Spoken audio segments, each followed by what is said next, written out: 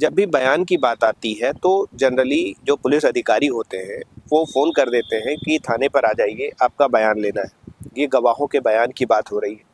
तो जब भी धारा आप 176 176 बीएनएसएस देखेंगे तो वहाँ पे एक प्रावधान किया गया कि जब वो रेप पीड़ित महिला का हो तो बयान कैसे लिया जाएगा, इसके बारे में बताया गया। जनरली रेप पीड़ित महिला जो होती हैं वो वहाँ पर जाकर बयान देने में लोग समाज के कारण और लोग परिवार के कारण, राजनीतिक दबाव के कारण नहीं जा पाती हैं। तो उनके लिए प्रावधान बनाया गया कि जो पुलिस अधिकारी उनका बयान लेने जाएगा वो उनके घर पर जाएगा, उनके निवास स्थान पर जाएगा। ये इसलिए भी करना आवश्यक था कि अगर वो महिला नहीं निकल सकती है तो उसे न्याय से वंचित ना रखा जाए। दूसरा कारण उसमें ये बताया गया कि एक प्रावधान ये भी कर दिया गया उसी के साथ में कि उसकी वीडियोग्राफी भी की जाए। वीडियोग्राफी की जानी इसलिए इम्पॉर्टेंट हो गई कि जनरली होता क्या था कि महिलाओं के ऊपर कोई और भी दबाव पड़ा, जैसे राजनीतिक प्रेशर पड़ा, लोकल जो गूंड्स होते हैं उनका प्रभाव पड़ा, तो वो अपना बयान बदल देती है, फिर कहीं सेटल करने की कोशिश की गई मामले को।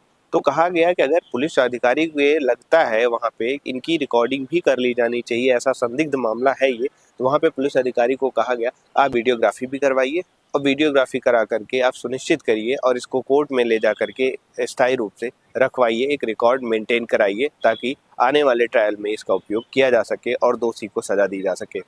अब देखिए, बयान के लिए ये भी देखा जाता है कि कुछ लोगों को एक्सेप्शन में रखा गया, अपवाद में रखा गया कि किन्हें पुलिस अधिकारी अपने थाने पर बुला करके बयान नहीं लेंगे। उसमें से सबसे पहले नंबर पे रखा गया किसी बालक को, किसी बच्चे को, कि जो थाने पे आने में असमर्थ है और जो चीज़ों को नहीं समझता है उतनी बेहतर तरीके से, उसके लिए रखा गया और कहा यह गया कि उनका जब बयान लेना होगा पुलिस अधिकारी घर पर जाकर के बयान लेंगे, उनके माता पिता के संरक्षण में ले जाकर के उनसे बयान लेंगे अगर ऐसी दशा बनती है कि किसी केस में गवाही बच्चे की दे जानी है। अब अगर आगे देखें तो दूसरा रखा गया एक स्त्री को, एक महिला को। जनरली अभी भी अपने यहाँ गांव में प्रथा है कि एक महिला इतनी कैपेबल नहीं है कि वो अपने समाज से बाहर निकल के जा सके और पुलिस स्टेशन में स्वतंत्र रूप से गवाही दे सके।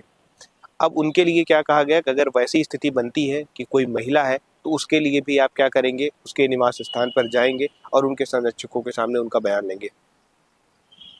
बीएनएसएस की सेक्शन 179 आगे ये भी प्रावधान करती है कि ऐसा बयान अगर किसी बुजुर्ग का लेकर के कराना है तो भी पुलिस अधिकारी क्या करेगी, उनके निवास स्थान पर जाएगी।